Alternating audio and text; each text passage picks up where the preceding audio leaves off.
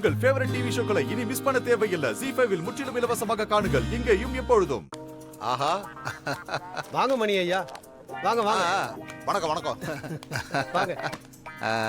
எப்படி இருக்கீங்க? நல்லா இருக்கேன்ப்பா. ஆமாங்க ஐயா. நீங்க என்ன இந்த பக்கம்? ஹோட்டலுக்கு எதுக்கு வருவாங்க?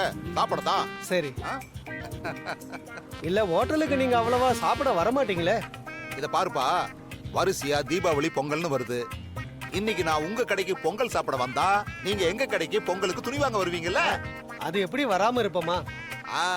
சரி வாங்க ஐயா, உள்ள வாங்க.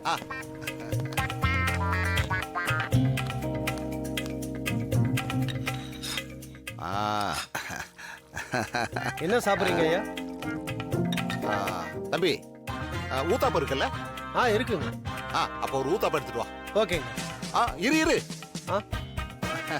சாதா ஊத்தாப்பம் இல்ல, இந்த கல்லுல மாவை ஊத்தி அது மேல இந்த வெங்காயத்தை புடிப்புடியா கட் பண்ணி அப்படியே பரபர பரபரன்னு போட்டு அது மேல நெய்ய ஊத்தி நல்ல முருகலாம்.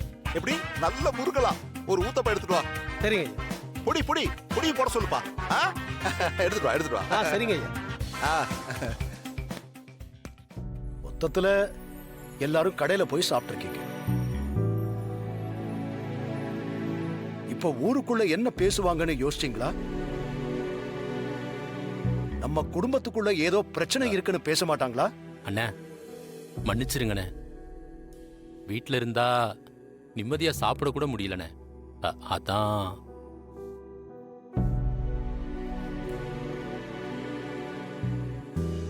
அத்தை, பொண்ணு பார்க்க வந்தவங்க அந்த போஸ்டர்ல இருக்கிற போட்டோவை பார்த்துட்டு திரும்பி போயிடுவாங்கன்னு தான் நினைச்சேன். ஆனா வீடேறி வந்து இப்படி அவமானப்படுத்துவாங்க நான் நினைக்கவே இல்லை. நம்ம குடும்பம் அவமானப்படணும்னு நானே எப்படி நினைப்பேன் சொல்லுங்க? அம்மா அம்மா, அவ நடிக்கிறாம்மா. எல்லாத்தையும் நல்லா திட்டம் போட்டு தான் பண்ணிருக்கா. ஏங்க ஏன் இப்படி சொல்றீங்க?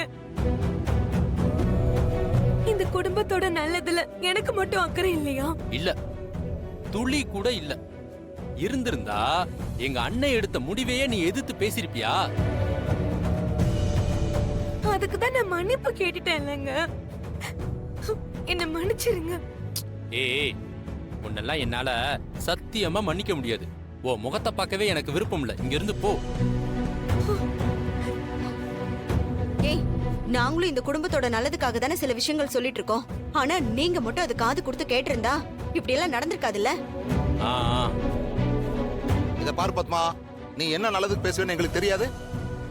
ஆரம்பத்திலிருந்து இந்த கல்யாண விஷயத்துல உன்னாலதான் பிரச்சனையே வந்துகிட்டு இருக்கு. சீனுவும் மாயாவும் விரும்புறாங்க. அவங்களுக்கு மச்சான் கல்யாணம் பண்ணி வைக்க பாக்குறாரு. அதை ஏத்துட்டு போறதை விட்டுட்டு தினம் ஒரு பிரச்சனை பண்ணிக்கிட்டு இருக்க. ZEE5 ஆப்பை டவுன்லோட் செய்து அனைத்து எபிசோடுகளையும் இலவசமாக பாருங்க.